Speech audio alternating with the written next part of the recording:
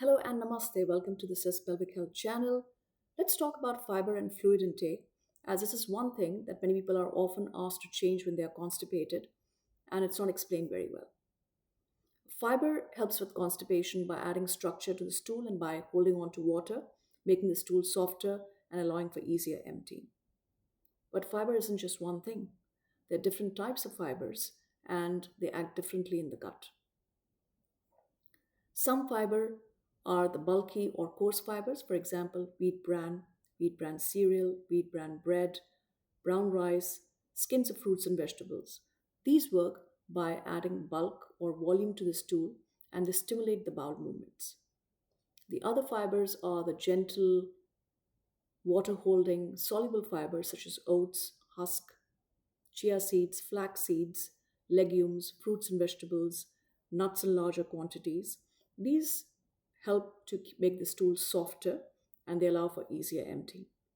As a general guide, healthy adults, most healthy adults do well with 25 to 35 grams of fiber per day.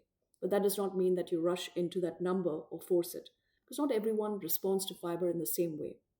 As constipation is multifactorial, it can be caused by various reasons. So, some people may respond well to adding fiber or adding bulk, but for others, adding bulk can worsen their symptoms, especially in cases where they already have difficulty with emptying. So, they may notice increased bloating, increased blocking, incomplete emptying. It's important to understand that fiber isn't just one size fits all.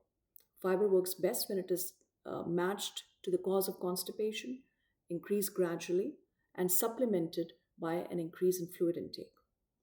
So the fluids matter just as much as the fiber intake. If you increase your fiber intake without adding fluids, then the stools dry out, they become harder, and they're even difficult to pass through.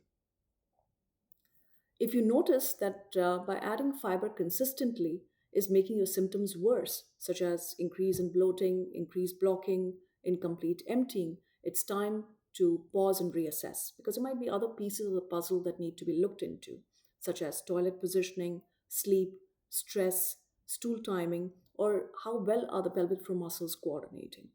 The goal isn't about adding fiber and hoping for the best.